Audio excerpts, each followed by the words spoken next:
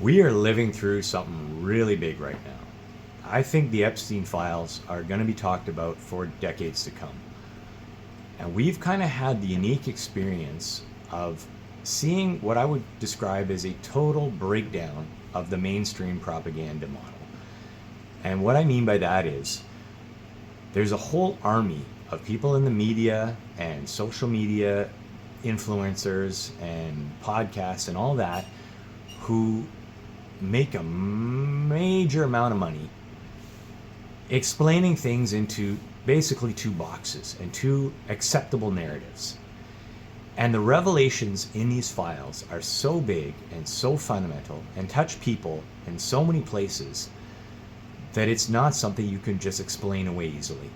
And I think nobody was able to do that for a few days. I think for a couple of days we really had this situation where nobody wanted to get out in front of this and say everything's okay, because clearly it's not. Some things have fundamentally changed in our society because of the release of these files. Now, will permanent political change come out of this? Will we see justice? I don't think so. Probably not. But the truths are getting out there, and there are some truths that are getting out there, and the genie's out of the bottle. Now, the machine is wearing up again, and people are going to be explaining away things that are kind of unjustifiable. People will be looking for loopholes to protect their politician of flavor, whether it be the guy in power or the hopeful for next time. But the fundamental truth that's coming out of these documents is that there is a web above us that has got a real serious rot in it. And it's a rot that's, I think, a fundamental rot. And again, I don't think real change is going to be given to us by people in power, because we basically hit load-bearing pedophilia. I don't know how else to describe it. I mean, the system is too big to fail. We've heard that before from people when talking about the banking system. These disgusting people who are named more and more clearly in these documents, they're tied into too much power. And they're tied in a fundamental way that shows us, again, there's a fundamental problem here that we have to deal with as a society. Now the question is the limits of our political system as it is right now, are the limits too much to change what needs to be changed? And I would argue for working people, the lesson we need to take from this is yes. The common threads that we're seeing in this is people from both parties, people from, and it's international. Like, let's break that wall down too. This isn't about one country. This is about international governments. This is about international banking. This is about international foreign policy, arts, culture, scientific development. It's all touched by this one man, but it's not one man. It's a network of people. And what do they have in common? All these people from all these different religious and cultural backgrounds. What's the common thread? Even opposing ideologies, we're being told. But the common thread is, it's people who are looking to make a dollar, people who are looking to win. Above all else, we have this system that is based on temporary profit and keeping power as an end in of itself. And I think it's a moment to reevaluate what success is.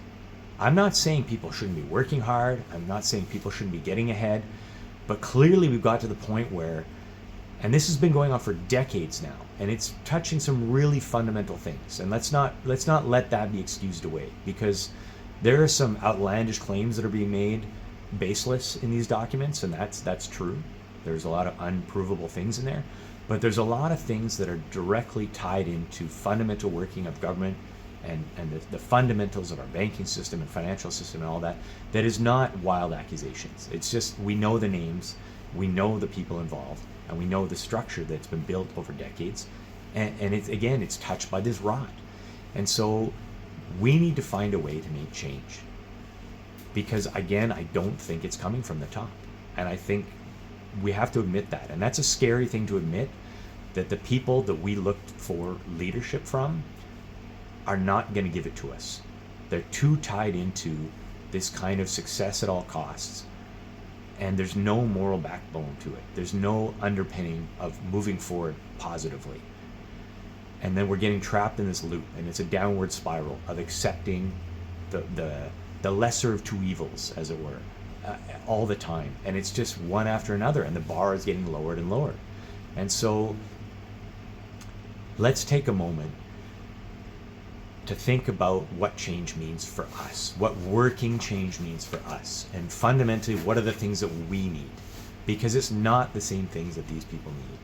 They have a totally different set of priorities, and it is not good for us. So we can look at history, and history books are always written by the winner, by the victor goes the spoils, and the guy who wins writes the history and then uses wealth and power to explain his importance and the centrality in history, and there's that great man of history. But now we're seeing who are the great men of history in our time that we're living under. And I don't think it's new, but these people, we just can't do this anymore.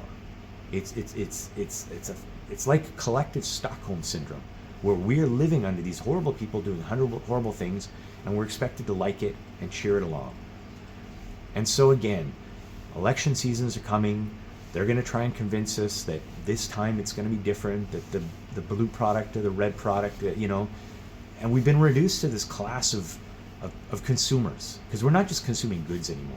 We're consuming politics, we're consuming foreign policy, we're consuming culture, and we're more than consumers. We are producers. We produce the wealth and innovation of the society, and it shouldn't be a radical idea that we should have a say in where we're going. And time after time, polls show what is important to us.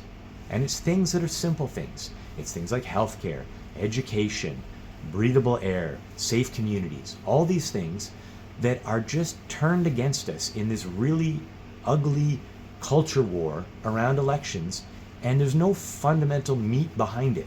We're sold a lie over and over and over again, and we're told it's going to be fixed, and it never is.